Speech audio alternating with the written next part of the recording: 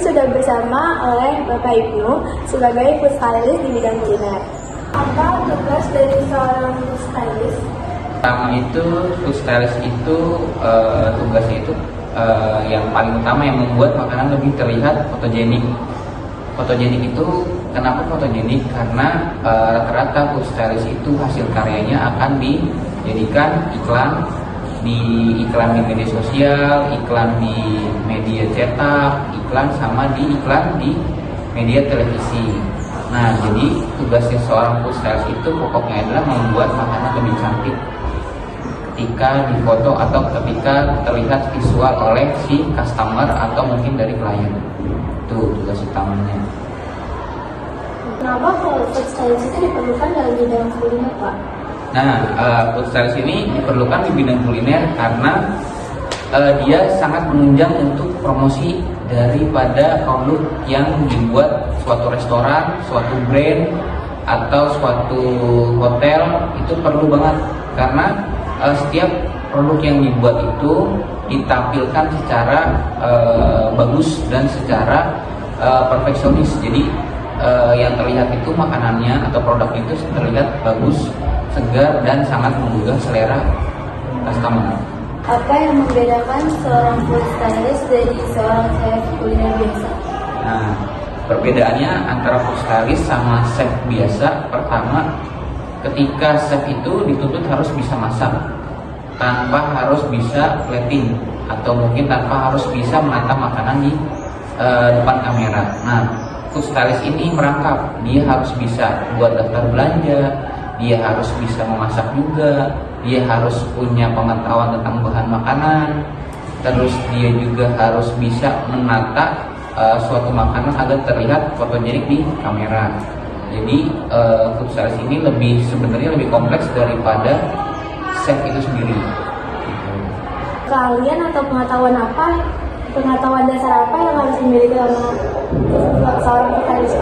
Oke, jadi keahlian dasar ya, keahlian utama atau keahlian dasar yang harus diketahui oleh food stylist itu pertama pengetahuan bahan makanan mentah, matang, atau mungkin setelah bahan makanan kemudian teknik pengolahan.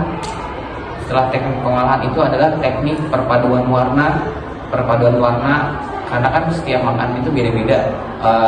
Contoh kayak misalnya satu makan kayak capcay, itu kan ada beberapa warna. Jadi di setiap warna itu harus dipadukan secara selaras jadi kelihatannya bagus. Nah, terus kemudian dia juga harus bisa perhitungan daftar belanja atau perhitungan food cost, karena setiap food stylist itu sebelum kita menjalankan proyek harus ada pengajuan biaya ke klien ataupun nego harga. Ketika nego harga itu sudah deal, jadi setelah nego harga deal tidak bisa berubah lagi. Jadi harus benar-benar kita perhitungannya itu harus matang, harus teliti. Terus kemudian harus tahu sedikit banyak teknik dasar foto. Contoh misalnya kalau foto sebuah makanan itu bagaimana di kamera itu makanan kelihatan basah atau mungkin kelihatan dingin tapi dinginnya itu nggak cepat hilang. Terus teknik pengambilan angle juga harus diperlukan, apakah itu mau 45 derajat atau mungkin dari top angle dari atas. Itu sih dari teknik dasar untuk seorang food stylist. Dan kemudian satu terakhir itu adalah teknik olah emosi, karena food stylist itu tekanan dari klien itu sangat besar, jadi harus pintar-pintar memanage emosi biar dia nggak emosi atau mungkin dia tidak mengalami kebutuhan untuk berkarya. Berarti di food stylist itu juga belajar fotografi ya? Ya, dikit banyak belajar fotografi dia, karena kan sebelum kita menata kita harus tahu dulu nih tataan kita depannya yang mana, mau diambil angle-nya berapa, sudut berapa, dan kemudian lighting-nya pakai yang model seperti apa. Terus temanya juga harus ditentukan sebelum kita foto, ditentukan juga temanya. Apa yang menjadi tanggung jawab utama dari seorang food stylist? Ya, jadi tanggung jawab utamanya itu adalah membuat produk yang dimiliki produsen atau yang dimiliki sebuah bidang kuliner itu menjadi lebih baik. Jadi yang tadinya nggak kelihatan seger jadi seger, yang tadinya kelihatan tidak berwarna jadi lebih berwarna, yang tadi terlihat tidak bagus untuk dilihat jadi lebih baik untuk dilihat. Jadi istilahnya kalau istilah kasarnya itu kita make up makanan jadi lebih glow up. Kalau untuk food stylist sendiri dia jangkauan kerjanya itu bisa di mana sih Pak? Bisa sebenarnya di restoran atau di mana? Kalau food stylist itu pertama dia nggak terikat ya, bisa dia nggak terikat. Misalnya contoh dia mendirikan perusahaan sendiri bisa banget, malah karena kadang saya itu belum punya perusahaan pun kita dipanggil karena suka terima panggilan. Jadi istilahnya food stylist itu kerja kalau ada job panggilan.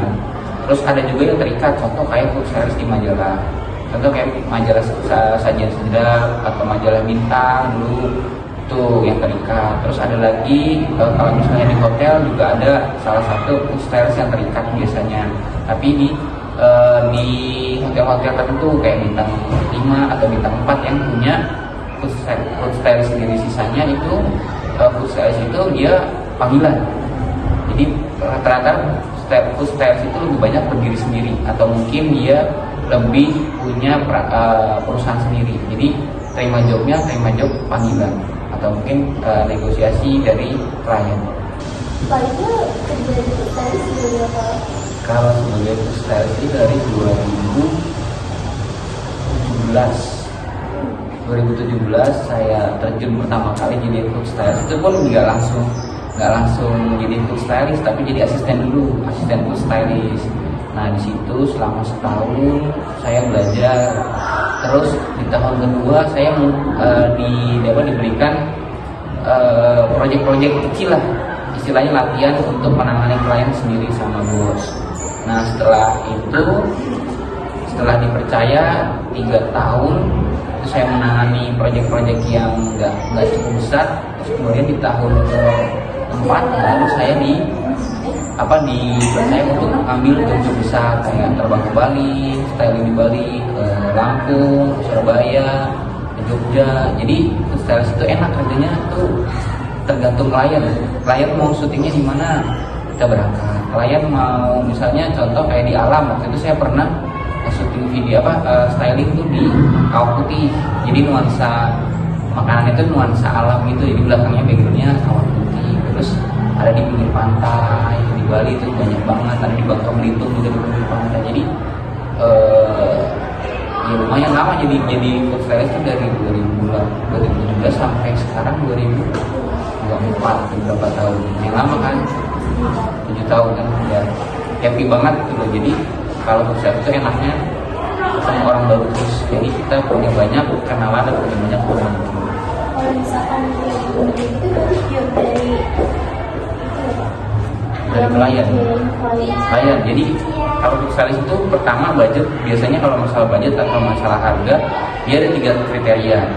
Jadi ada 3 kriteria. Jadi yang pertama itu all in itu mulai dari tiket, transport, makan, bahan sampai honor syuting dibayarin semua sama klien. Kalau yang kedua ini dia bayar cuman bahan makanan, terus ongkos syuting bukan ongkos syuting jasa syutingnya.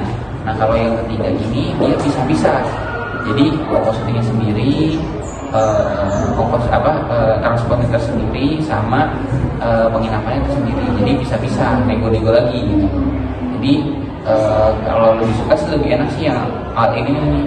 Jadi misalnya kita dapat budget tuh 65 juta berangkat untuk berapa hari, itu semua udah mencampur. Contoh kayak waktu terakhir saya ngambil job itu di Bali itu 10 hari, mulai dari hotel, tiket pesawat, makan pagi sampai malam itu klien semua yang beli, sampai bahan makanan pun semua bahan-bahan buat foto itu klien semua yang beli kita, tapi duitnya diganti. Tapi kalau untuk pesawat, hotel semua dari dia itu dapat bonus lagi. Jadi ibaratnya kita tuh food stylist itu jalan-jalan sambil kerja, bukan kerja sambil jalan-jalan, tapi jalan-jalan sambil kerja. Jadi kerjanya itu cuma 5 jam, sisanya jalan-jalan nemenin klien. Misalnya klien mau ke ke air terjun mana atau mau ke pantai mana kita diajak nemenin. Enak. Untuk menjadi food stylist itu di dunia perkuliahan kan jurusannya apa? Nah, kalau jadi food stylist itu dulu belum ada jurusannya ya kalau zaman saya, tapi sekarang udah ada jurusannya di UNJ di 4, jadi seni kuliner. Itu khusus jurusan untuk menjadi ahli-ahli seni dalam kuliner kayak contoh plating, food stylist atau mungkin jadi EO, event organizer itu bisa di situ. Jadi jurusannya ke UNJ di 4 seni kuliner. Terus kalau misalnya food stylist di hotel-hotel itu perlu itu? Diperluin. Contoh kayak kemarin yang kita kan baru kedatangan dari Alila SCBD kan ada tuh, dia punya food stylist sendiri. Kebetulan waktu pas eventnya saya nggak ada di sekolah karena dinas lagi ada job stylist juga di luar gitu kan. Jadi di hotel itu memang penting karena kenapa? Kadang kalau chef itu misalnya masak kayak steak itu kan dia nggak senantiasa dagingnya selalu merah selama pemotretan.